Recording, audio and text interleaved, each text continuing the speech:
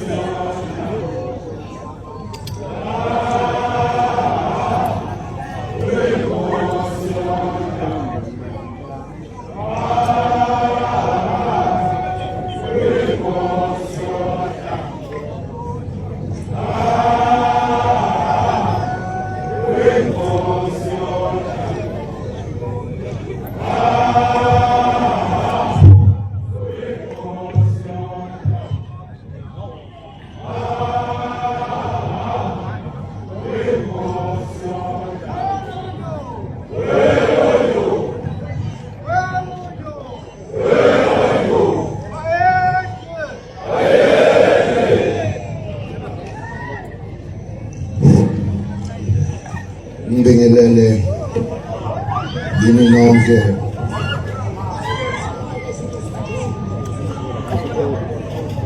umphathi wohlelo umfundisi uDube kanye nomntwana uThulani oseyibindini uphathi wohlelo ngithokoza kakhulu ngiphakamisa okukhulu ukubonga ngiphakamise uNdunankulu kaZulu umntwana waphinda ngena ngigeba ngilandele futhi ngilandelile umama umhlonishwa uMasimelane Makutshwa ngibingelele namhlanje ngokukhulu ukuzithoba indlunkulu ekhona indlunkulu umama wami indlunkulu kaMafu indlunkulu ngiphakamise okukhulu ukubonga futhi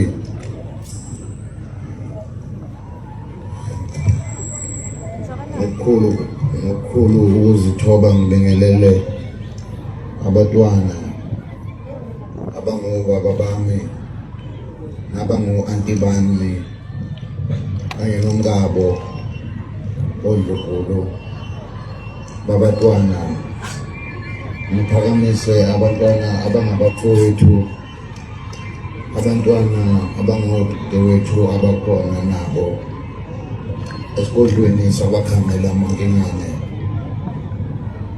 ngithokoza kakhulu ngiphakamise namhlanje okukhulu ukubonga uMinista bambisene naye owa-Arts and Culture umama uMabhena Mhlonishwa ngiphakamisa okukhulu futhi ukuhlonipha kuwo onke amakhosi asedlunkulu amakhosi esizwe ngokukhulu futhi ukuzithoba ngiphakamise okukhulu futhi ukubonga sengibonge amakhosi bonke sihlangene kulolu suku lanamhlanje inkosi uShinga ohlalo wendlu yamakhosi kwaZulu Natali ngibingelele kakhulu futhi ukuzithoba ubaba umhlonishwa uSihle Zikalala. Ngiphakamise okukhulu futhi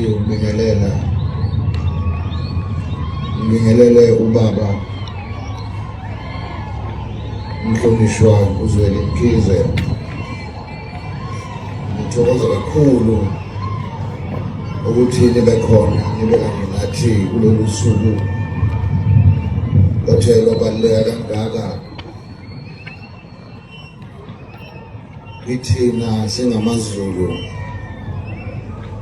Namhlanje ngoba sonke isizwe sinamaqhawe aso, sizigqaja kakhulu Esilo Kwadukuza, Umkhosi kunamhlanje umbumbi wesizwe. Isizwe sethu ngoba sikhulu kangaka nje ilona ilembe namasiko ethu nosikompilo, ilona ilembe elagqugquzelisa kakhulu lokho ukuthi siphile impilo esiyiphilayo. Ngaphambi kokuba ngigxile kakhulu ngokumlando wesilo Kwadukuza,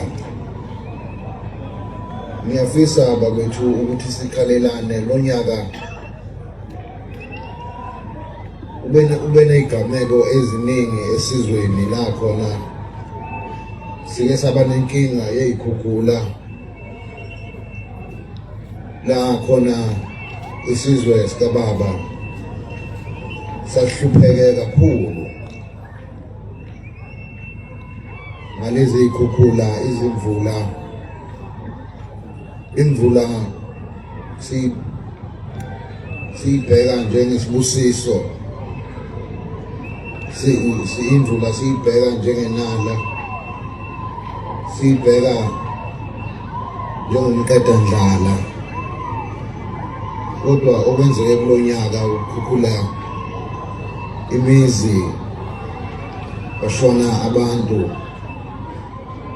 ngabe sengiphoqeleka ukuba usuku lwami lokubekwa ngiba ngihlale esikhundleni ngokohlelo lukahulumeni, ngaphoqeleka ukuba ngikuhlehlise lokho.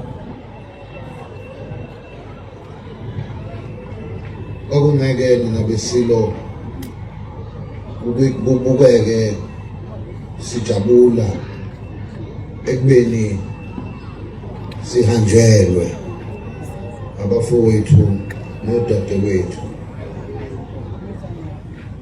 Ngiphakamise okukhulu ukunikhalela Zulu nengozi ethe yehla laphana endaweni yasoPhongolo, lapho khona kwashona abantu abawu-21 ngesikhathi esisodwa. Ukuphakamisa enye futhi ingozi eyathi yenzeka eMakhosini, endaweni yaseMakhosini, la khona kwadaleka ingozi zasha zangqongqa iy'moto owakhanjana ngazo. Asibobe seZulu omnyama siyibuza ukuthi lezi zehlo ezimbi kangaka, lezi zehlo ezehlela isizwe, ukuthi kanti yini eyenzakalayo, ukuphi la singenzi kahle khona njengesizwe kulezi zehlo ezisehlelayo.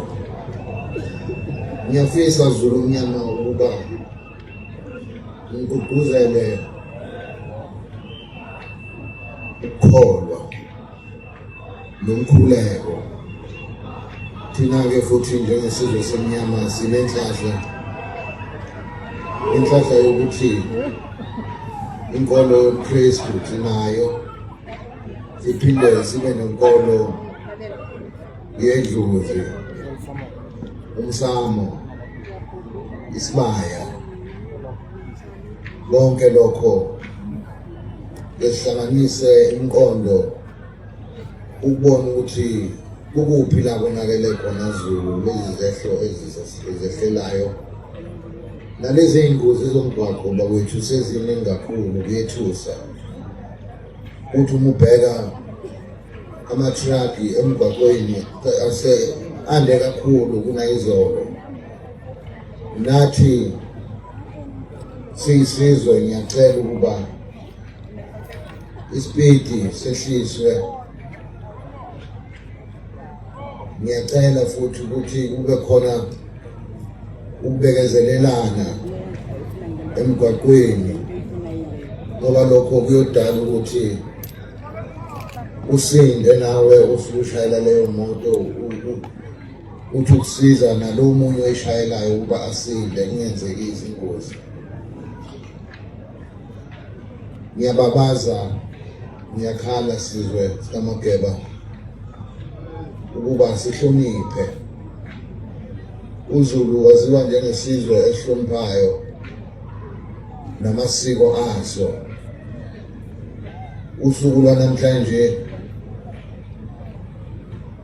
luyajabulisa ngani ngoba ila khona njalo ngonyaka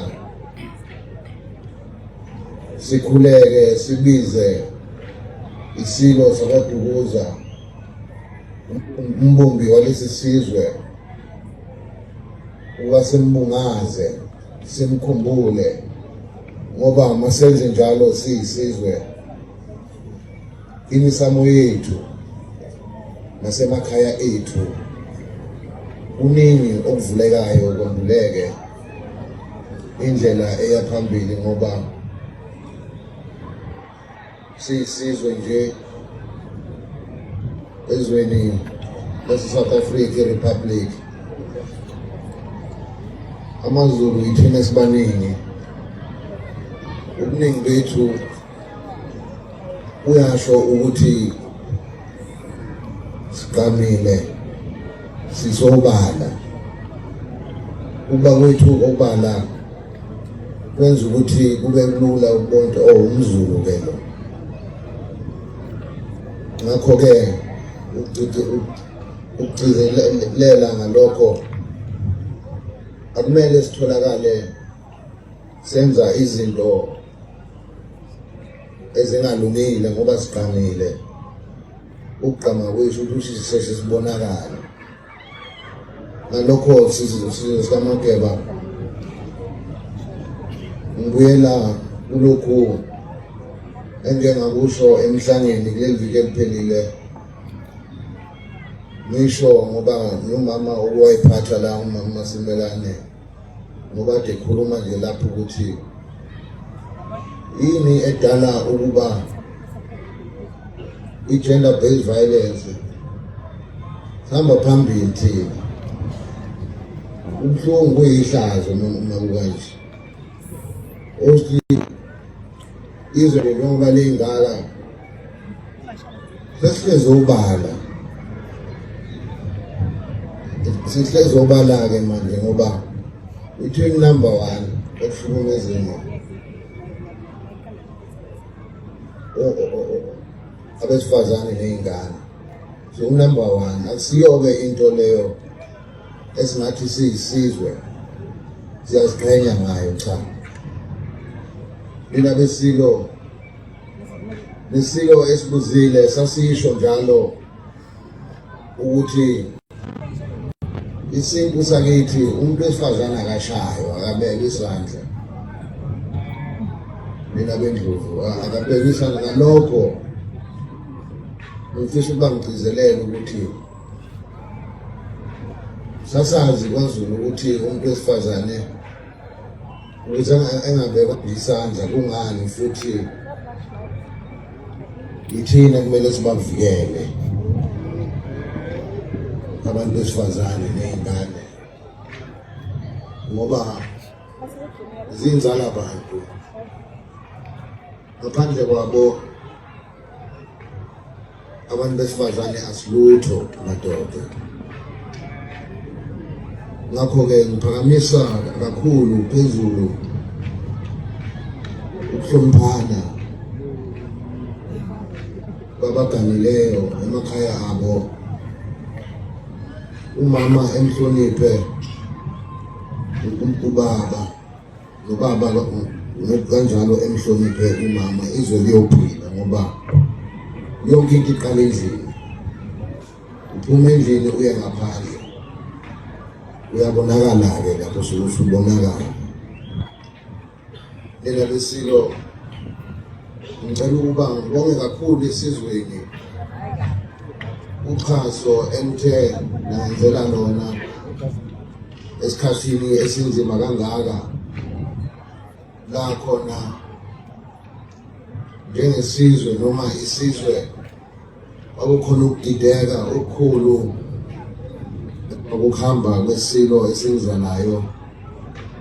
Ngithi ngibonga kakhulu sizwe sikaMageba ukuthi kubo lokho mzima nani kanye nami,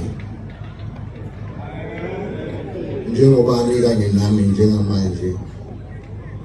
Ngiyanethembisa Zulu omnyama ubuholi obuhlobile, ubuholi obuthembekileyo, ubuholi bobukhosi, ngoba yonke into iqala phezulu. Phezulu ngiyinkosi yenu ukwehlele emakhosini. Ngibonga kakhulu okunye engikudizelelayo, okuyinto ebengihlezi isikhathi esiningi ngiyisho noma ngishumayela ukuthi ngiyagqugquzela kakhulu noma kakhulu ukubambisana kwamakhosi nezinduna ey'ndaweni zamakhosi namakhansela. Ngithokoza kakhulu ukuthi lolo hlelo luyahambisana, imiphakathi iyophila, nezwe liyophila masibambisene kanjalo, ngoba ngiyafisa ukuba isizwe sikaZulu sibe isibuko konke kwethu kuhambe phambili nezinto ezinhle, singashayisasho ukuthi sihambe phambili ngokwenza izinto ezimbi. Into enhle-ke sizwe sikaMageba into enhle iyanconywa, into enhle iyisibusiso. Ngalokhu lolu suku lwanamhlanje ngiyathandaza ukuba isilo sakwaDukuza siphile phakathi kithi ngamunye wenu, umoya wobuqhawe, umoya wobuhlakani, umoya wobunsizwa. Ngalokhu sizwe sikaMageba siyisizwe esinenhlahla. Ngakho konke uNkulunkulu athe wasibusisa ngakho, futhi ngiyafisa ukuba ngigqugquzele futhi umqeda ndlala. Kuyadingakala bakwethu ukuba masilime. Yithina isizwe esinomhlaba omningi nomkhulu eSouth Africa yonke. Kumele ngabe yithina esikhiqiza ukudla kwalelizwe. Kodwa ngiyabona ukuthi sisengakafiki kulelo zinga ebengifisa ukuba siyisizwe sifike kulona, ukuba silime kube yithi nomhlabathi wethu ukubambisana namakhosi nesilo ukuba kulinywe. Ukwenyuka kukapetroli, ukuhamba kukagesi, yilawho khona ukuthi kuningi eSouth Africa okusamele sikwenze ngendlela nangohlelo ukuphila ngoba ukuhamba kagesi amabhizinisi ayalimala ubole ukudla emafrijini kodwa ngiyabethemba ubuholi base South Africa ukuthi ngelinye ilanga sizowela kulobunzima esiphila ngaphansi kwabo. Ngalokho ngegama lesilo sakwaDukuza nawo onke amakhosi akwaZulu ngicela ukuba nithi mina besilo nonke uNkulunkulu abe nani ukuthi noma senibuyele emakhaya nihambe kahle nivikeleke emigwaqweni ngoba sengeke ngayiphatha nje indaba yama-truck ukuthi akubekezelelwane bafowethu ukuze sonke siphile ngoba uyake ebemunye nje umuntu odala ingozi bese kulimala abantu abaningi. Ngakho-ke akungabi wuwe oyithole kuleso simo. Ngiyathokoza kakhulu mina besilo Inkosi imbusise.